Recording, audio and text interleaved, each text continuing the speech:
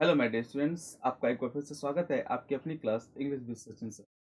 बच्चों, मैं आपके लिए लेकर आया हूँ एक शानदार सीरीज एक्टिव पैसिव वॉइस की, जिसमें हम कवर करेंगे 250 प्लस क्वेश्चंस। और इसमें हम number of questions maths level के डिस्कस करेंगे। हम आपको अप्रोच बताने वाले हैं कि कम समय में आप ज़्यादा से ज़्यादा क्वेश्चंस को कैसे सॉल्व करें। आइए स्टार्ट करते हैं, देखते हैं।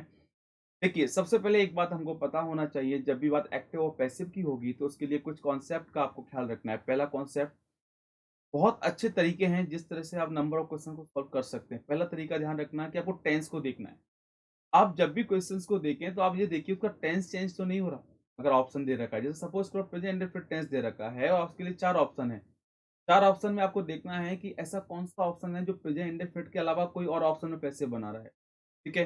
तो आप नंबर ऑफ ऑप्शन इसी तरह से डिलीट कर सकते हैं। दूसरा तरीका क्या है, आप प्रीपोज़िशन के थ्रू जा सकते हैं।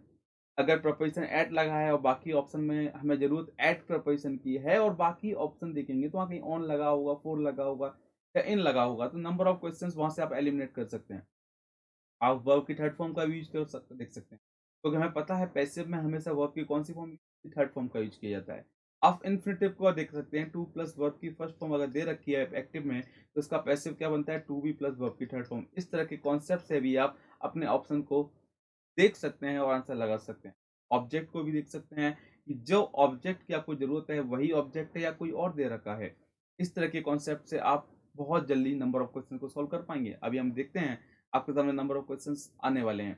इसके अलावा आप ये भी देख सकते हैं कि किस प्रीपोज़िशन का यूज़ किसके साथ होगा। जैसे पर्सन के साथ बाय का यूज़ करते हैं, नेम ऑफ इंस्ट्रूमेंट्स या टूल के साथ हम विद का यूज़ करते हैं, नेम ऑफ मीडियम के साथ हम इनका यूज़ करते हैं, कुछ वर्ब होती हैं जिनके साथ हम टू प्रीपोज़िशन का यूज़ करते हैं।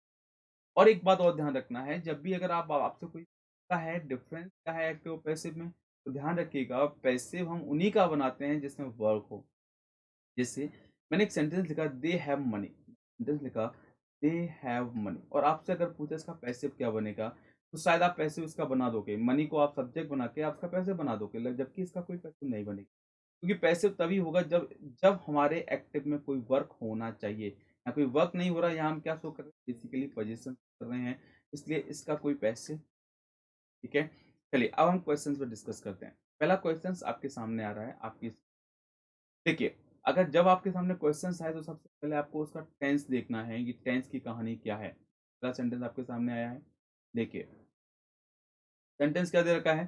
सेंटेंस दे रखा है, the first sun dried the garbage for 1 to 3 days to bring down the moisture level. ठीक है?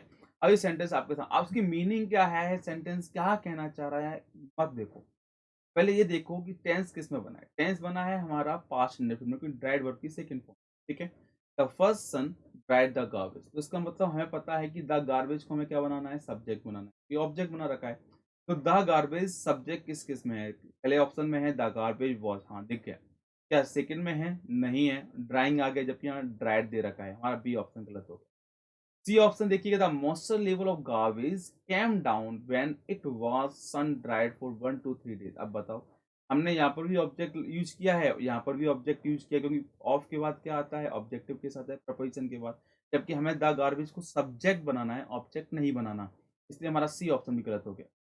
The moisture level was brought down by अब सन ड्राइंग, जबकि क्वेश्चन में सन ड्राइड दे रहा है, तो हमारा सी ऑप्शन भी गलत हो गया। तो बचा क्या, ए। क्या मैंने मीनिंग निकाला?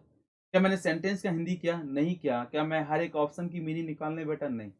मैंने आपसे क्या कहा, टेंस को देखो, टेंस से ही नंबर ऑफ ऑप्शन आपके गलत हो जाएँगे, ठीक है? और हम सही ऑप्शन पे जितना जल्दी पहुँचे उतना अच्छा है, क्योंकि हमें कम समय में नंबर ऑफ क्वेश्चंस ज़्यादा अटेम्प्ट करना है और सही एक्यूरेसी के साथ। चलिए, नेक्स्ट सेंटेंस देखिएगा, the women like men to flatter them. अब देखो, हमने अभी आपको बताया टू प्लस वर्ब की फर्स्ट फॉर्म इन्फिनिटिव होता है, इसका पैसिव क्या बनेगा, टू बी प्लस वर्ब की थर्ड फॉर्म। ओके? चलिए, अब एक बार बताओ, टू बी प्लस वर्ब की थर्ड फॉर्म किस-किस में दे रखा है? हमारा ए ऑप्शन गलत। देखकर ही हमारा ये ऑप्शन गलत हो गया, ठीक है? अच्छा जी। ह्यूमन हमारा सब्जेक्ट है और जब भी हम पैसिव बनाते हैं तो जो ऑब्जेक्ट होता है उसको सब्जेक्ट बनाते हैं, ओके? लेकिन हमने तो यहाँ पर भी सब्जेक्ट को ही पैसिव बना दिया फिर से, ओके? हमारा डी ऑप्शन भी गलत बन हो गया। हो गया या नहीं हुआ सर? हो गया, बहुत सही, बिल्कुल। चलिए अब बचा हमारा ऑप्शन बी और C. Women like to be flattered, हाँ, और women like that men should flatter, इसमें आपने इन्फिनिटिव को ही गायब कर दिया। सी ऑप्शन भी गलत हो गया। हमारा करेक्ट ऑप्शन हुआ क्या? B is the right answer. तो हमें इस तरह के अप्रोच को देखना है और हम नंबर ऑफ क्वेश्चंस को सॉल्व कर पाएँगे। नेक्स्ट सेंटेंस देखो, आपके सामने जितने भी क्वेश्चंस आ रहे हैं, आप वीडियो को पॉज़ करना है। आप वीडियो को पॉज़ कीजिए और फिर आंसर लगाइएगा। चलिए नेक्स्ट सेंटेंस आपकी स्क्रीन पर आ गया जी। Look at the poll results do they inspire hope. अब आप इस सेंटेंस को देखोगे तो आपको एक चीज़ समझ में आ रही है, डू लगा हुआ है प्रेजेंट इंडेफिनिट टेंस। तो जो भी पैसिव बनेगा प्रेजेंट इंडेफिनिट में बनेगा, पहली बात। दूसरी बात, मैंने बोला प्रीपोजिशन का ध्यान रखना। लुक के साथ एट प्रीपोजिशन का यूज़ होगा। सबसे पहले देखो एट कहाँ नहीं है, हमारा ए ऑप्शन में एट नहीं है, तो हमारा ए ऑप्शन गलत हुआ। सबसे पहले हमारा ए ऑप्शन गलत हो, ठीक है जी। अब हमें पता है इन्फिनिटिव है, इन्फिनिटिव बना हुआ है क्योंकि वर्ब से शुरू हुआ है। इन्फिनिटिव का पैसे आप लेट से भी यूज़ कर सकते हो। लेट से बना सकते हो, शुड से बना सकते हो, या you are requested, you are order और यू आर एडवाइस से बना सकते हो। लेट से बनाने में कोई समस्या, तो let the poll result be looked at B में भी है, सी में भी और डी में भी। लेकिन एक बात देखिए, आपने डू का यूज इंडेफिनिट टेंस में होता है, लेकिन उन्होंने हैज लगा दिया, तो हमारा बी ऑप्शन भी गलत हो गया। ओके, तो हमारा कौन कौन सा ऑप्शन गलत हो गया, ए और बी दोनों गलत हो गए। हमें पता है प्रेजेंट इंडेफिनिट में बीइंग का यूज नहीं होता, तो हमारा सी ऑप्शन भी गलत हो गया। अब बचा क्या, डी इज राइट आंसर। तो बताओ मैंने कितना समय लिया, क्या मैंने हर एक पैसे का आपको मीनिंग निकाला, नहीं निकाला। समझ आ। एक चीज और मैं आपको बताना चाहता हूँ बच्चों, आप मुझे अनअकैडमी पर भी फॉलो कर सकते हैं। आप मुझे ऑफलाइन क्लास में भी फॉलो आ सकते हैं। आप मुझे अनअकैडमी पर भी फॉलो कर सकते हैं, ठीक है। वहाँ पे मैंने एक्टिव पैसिव का पूरा क्लास लिया है। काफ़ी सारे लेक्चर्स वहाँ अवेलेबल हैं। Pre to mains level, basic to advance मैंने वहाँ पे डिस्कस किया है। एक्टिव पैसिव को आप वहाँ पे मुझे फॉलो कर सकते हैं, और जितनी भी क्लासेस हैं उनकी लिंक आपको मेरे इस वीडियो के डिस्क्रिप्टिव बॉक्स में मिल जाएगी। ऑलराइट गाइस, चलिए आप वहाँ पे क्या करना है, आपको कोड यूज़ करना है सचिन 2021, और सभी क्लासेस आपके लिए अनलॉक हो जाएंगी। ऑलराइट गाइस, चलिए नेक्स्ट सेंटेंस आपकी स्क्रीन पर। It is your duty. जब भी ध्यान रखना, बहुत अच्छी बात बता रहा हूँ, जब भी आपको वर्ड मिले ड्यूटी, तो ड्यूटी क्या क्या करती है, ड्यूटी रिक्वायर्ड। समझ आया। जब भी कोई ड्यूटी की बात की जाती है वहाँ वर्ड यूज होता है रिक्वायर्ड। ओके, तो ड्यूटी का मतलब क्या होता है, आपका रिक्वायरमेंट। ओके, तो ध्यान रखिएगा जब भी आपको ड्यूटी मिले तो आपका वर्ड कौन सा यूज करना है, रिक्वायर्ड का यूज करना है। जैसे रिक्वेस्ट के लिए हम, जैसे काइंडली के लिए हम, प्लीज के लिए हम रिक्वेस्ट का वर्ड यूज करते हैं। जैसे अगर आपसे कोई बोले प्लीज हेल्प मी, क्या बोले, प्लीज हेल्प मी, तो आप इसका पैसिव कैसे बना देते हो, you are requested to help me. Okay, इसी तरह रिक्वायर्ड अगर आपको ड्यूटी वर्ड मिलता है तो आप उसको लिए किसका यूज करोगे, रिक्वायर्ड का यूज करोगे। You are required to make tea at 11 o'clock, तो हमारा बी ऑप्शन सही हो जाएगा। देख कर ही हमारा आंसर लग जाए, ये वर्ड्स हमारे लिए हमें पता होना बहुत जरूरी है। ऑलराइट गाइस, चलिए नेक्स्ट सेंटेंस की ओर बढ़ेंगे। He was congratulated by his teacher on his brilliant success. अब हमें पता है कॉन्ग्रेचुलेशन के साथ ऑन प्रपोजिशन का यूज किया जाता है, ठीक है। तो सबसे पहले देखो कॉन्ग्रेचुलेशन और फोर का यूज किया, हमारा बी ऑप्शन गलत हो गया। चलो अब अच्छी बात है, यहाँ पे उन्होंने कोई प्रपोजिशन का यूज नहीं किया, हमारा डी ऑप्शन भी गलत बचा।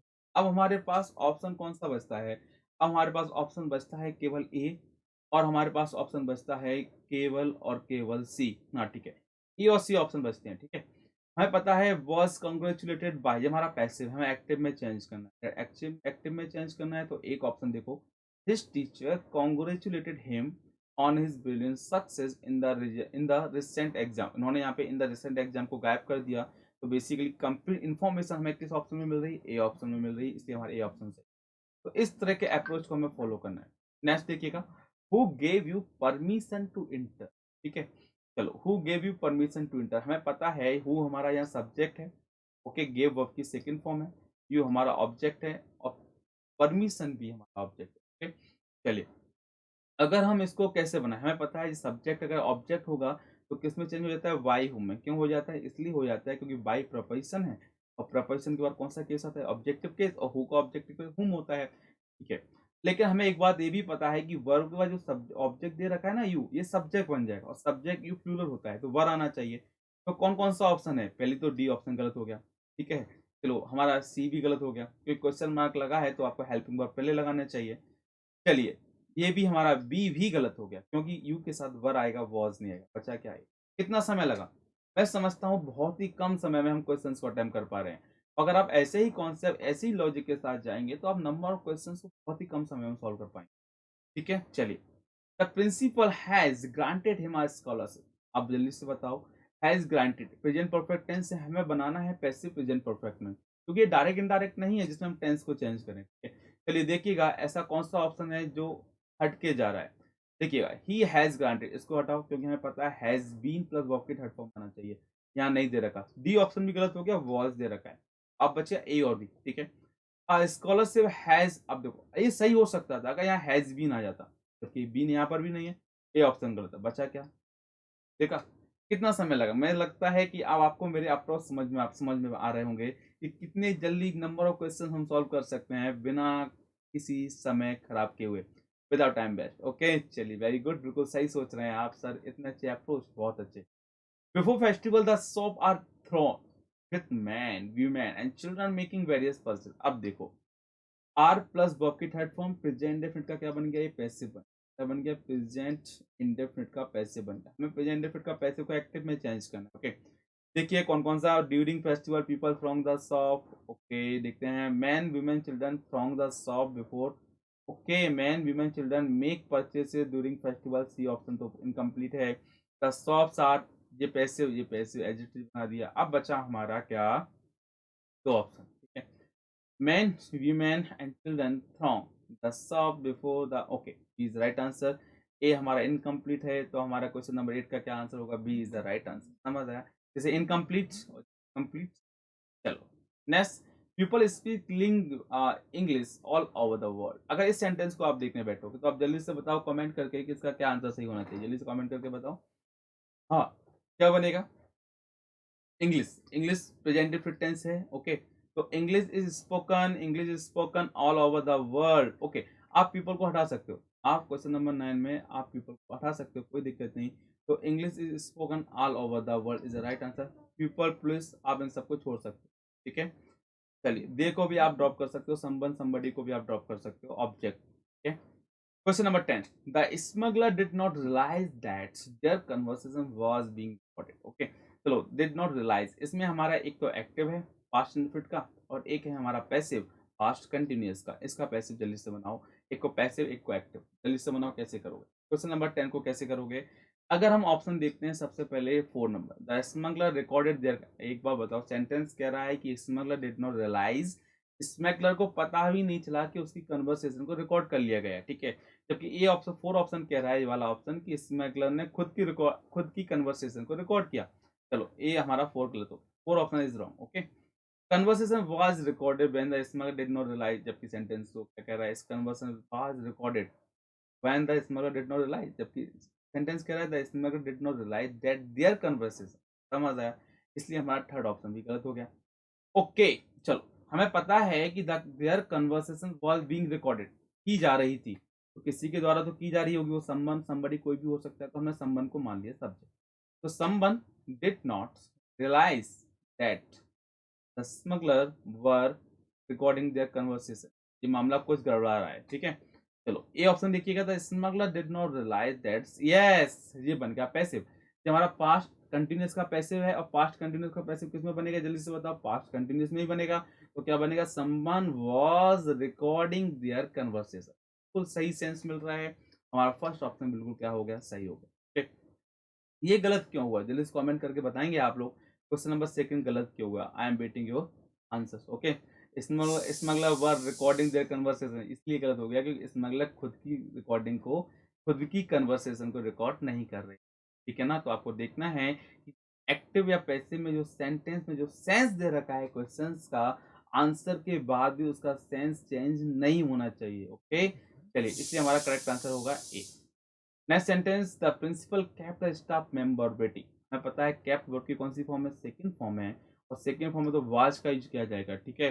या वाज और वर्ब का यूज किया जाएगा, इंडेफिनिट टेंस बनेगा। तो द स्टाफ क्या बनेगा? जल्दी से कमेंट करके बताओ। क्वेश्चन नंबर 11 का क्या आंसर होगा? The staff members, the staff members, are नहीं आएगा क्योंकि पास्ट इंडेफिनिट है, प्रेजेंट इंडेफिनिट नहीं है, इसलिए हमारा फर्स्ट ऑप्शन गलत हो गया। ओके, फर्स्ट ऑप्शन गलत हो गया हमारा। The staff member work kept, हाँ हाँ हाँ, बिल्कुल सही, बिल्कुल सही। तो हमारा करेक्ट आंसर बी होगा, क्योंकि इंडेफिनिट में हमारा बीइंग का यूज नहीं होगा, तो आपका 4 ऑप्शन गलत हो गया। थर्ड में the staff member were waiting, no no, उनसे ना हो पाएगा, ठीक है ना, क्योंकि इंडेफिनिट टेंस है, पास्ट कंटिन्यूअस क्यों बना रहे हो। करेक्ट आंसर हमारा क्या होगा? B is the right answer, ठीक है गाइस। तो आप नेक्स्ट क्लास में अब हम मिलेंगे, ठीक है, और नए क्वेश्चंस के साथ और नई अप्रोच के साथ। ओके, तो एक सीरीज तो एक लंबी चलेगी 250 प्लस क्वेश्चंस की। आपको लाइक करना है, शेयर करना है, और फॉलो करना है मुझे अनअकैडमी पे। वहाँ पे आप कई सारे लेक्चर्स देख सकते हैं, और अनअकैडमी पर एक्टिव पैसिव के बेसिक्स टू एडवांस तक के लेक्चर्स भी अवेलेबल हैं। ओके बाय गाइस, मिलते हैं नेक्स्ट क्वेश्चन में। तब तक के लिए धन्यवाद, अपना ख्याल रखिएगा और देखते रहिए Sachin sir show. Bye bye, take care.